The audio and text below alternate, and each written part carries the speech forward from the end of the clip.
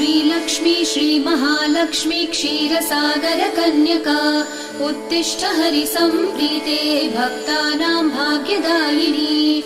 श्रीलक्ष्मी श्रीमहालक्ष्मी क्षीरसागरकन्यका उत्तिष्ठ हरिसम्प्रीते भक्तानां भाग्यदायिनी।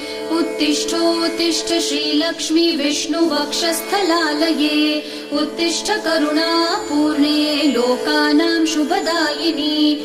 उत्तिष्ठोत्तिष्ठ श्रीलक्ष्मी विष्णुवक्षस्थलालये उत्तिष्ठ करुणापूर्णे लोकानां शुभदायिनी। श्रीपद्ममध्यवसिते वरपद्मनेत्रे श्रीपद्महस्तचिरपूजितपद्मपादे श्रीपद्मजातजननी शुभपद्मवक्त्रे श्रीलक्ष्मी भक्तवरदे तव सुप्रभातम्।